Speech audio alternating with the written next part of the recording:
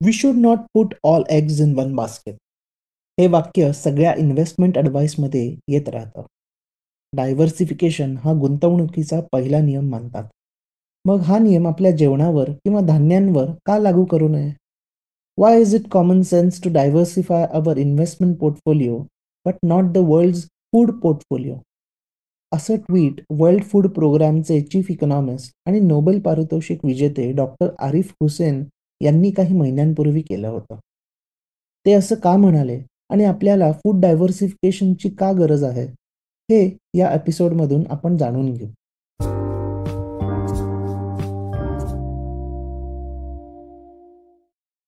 जगात अंदाजे 7,000 प्रकारचे एडिबल म्हणजे खाण्यासाठी योग्य वनस्पतींच्या प्रजाती आहेत.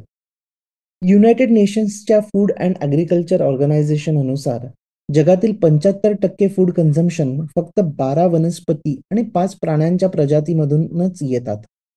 एवढ्या कमी गोष्टी संपूर्ण जगाला कशा पुरतील? आत्तापर्यंत आपण सगळ्यांची पोटं भरण्याचे बऱ्यापैकी प्रयत्न केले आणि आपण त्यात बऱ्यापैकी यशस्वी देखील झालो.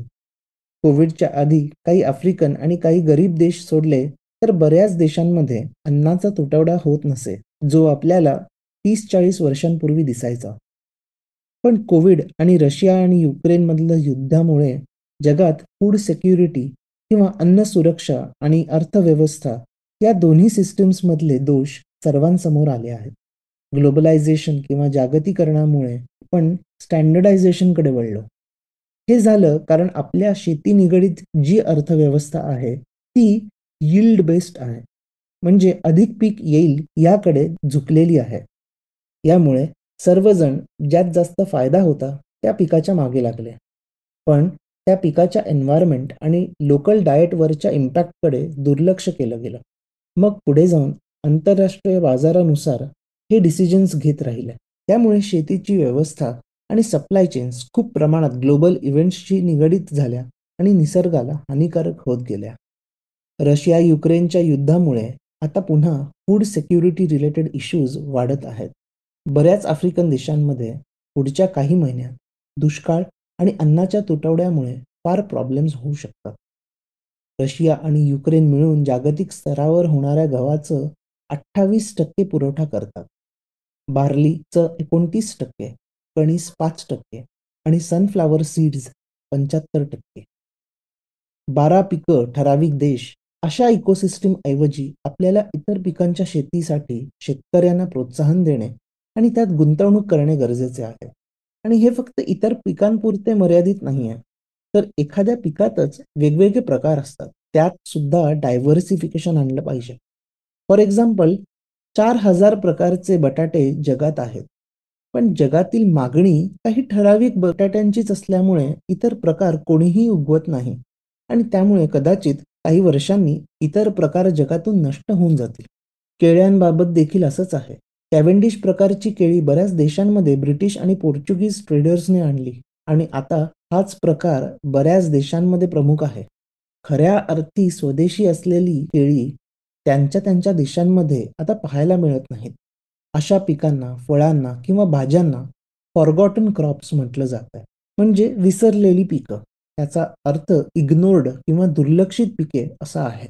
स्टँडर्डायझेशन आणि ग्लोबलायझेशनमुळे गरिबी दूर झाली हे निश्चित आहे. बऱ्याच शेतकऱ्यांना त्यांचं पीक एक्सपोर्ट करून खूप पैसे मिळाले, हेही बरोबर आहे. या प्रकारची गरिबी नक्कीच कमी झाली आहे. पण एका वेगळ्या प्रकारच्या गरिबीकडे जग वळू लागलं आहे. ती म्हणजे अन्नाच्या विविधतेची गरिबी.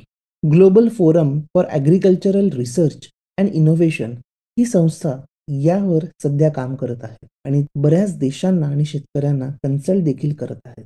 निकृष्ट आहार हे जगभरातील मृत्यू आणि अपंगत्वाचे प्रमुख कारण आहे आणि जास्त प्रमाणात सेवन हे ओबेसिटी आणि मायक्रोन्यूट्रिएंट्सच्या कमतरतेशी जोडलेले आहे. अधिकाधिक आपण डबल बर्डन ऑफ न्यूट्रिशन किंवा पोषणाच्या दुहेरी ओझेबद्दल ऐकत आहोत. ओबेसिटी आणि कुपोषण असे दोन्ही प्रॉब्लेम्स आपल्याला एका वेळी प्रत्येक देशामध्ये पाहायला मिळत आहेत. Global forum for agricultural research and innovation त्यांच्या आर्टिकलमध्ये विचारतात की हा ट्रेंड पाहता जबाबदारीने संसाधने वापरून वाढत्या लोकसंख्येचे पोषण करण्यासाठी आपली कृषी अन्न व्यवस्था योग्य दिशेने वाटचाल करत आहे का? ग्लोबलायझेशनचा विरोध करणं किंवा स्वदेशीचा अट्टहास करण्यात पॉईंट नाहीये. त्या वादात पडण्याची गरजच नाहीये. प्रत्येक गोष्टींचा बॅलन्स किंवा समतोल असायला हवं, असं माझं मत आहे. आणि त्यामुळे आपल्याला health, climate change, poverty, food security आणि फूड डायव्हर्सिटी या सगळ्याचा विचार एकत्र करायला हवा. सध्या लोकल प्रोड्यूस किंवा स्थानिक पातळीवर उत्पन्न झालेल्या पिकांचा वापर करण्याबाबत लोकांमध्ये जागरूकता निर्माण होत आहे. हल्ली मास्टर शेफ सारख्या कुकिंग शोजमध्ये सुद्धा लोकल प्रोड्यूस वापरून नवीन नवीन डिशेस बनवण्यावर जोर दिला जातो.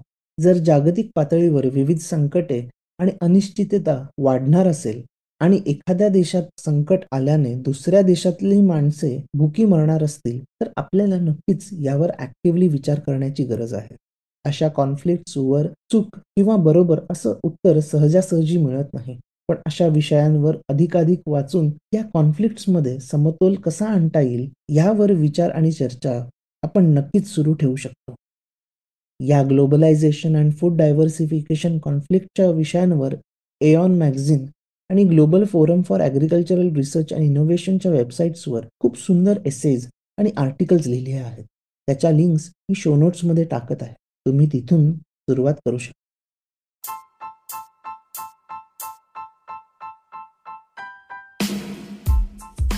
तुम्ही हा एपिसोड स्पॉटिफाय, इकॉनगली वेबसाईट आणि लीडिंग पॉडकास्ट ॲप्सवर ऐकू शकता. मी दर सोमवार, बुधवार आणि शुक्रवार नवीन एपिसोड्स घेऊन येतो. तुमचा फीडबॅक आणि सजेशन्स शो नोट्समध्ये दिलेल्या माझ्या ब्लॉग, लिंक्डइन किंवा ट्विटर अकाउंट्सवरून मला नक्की कळवा.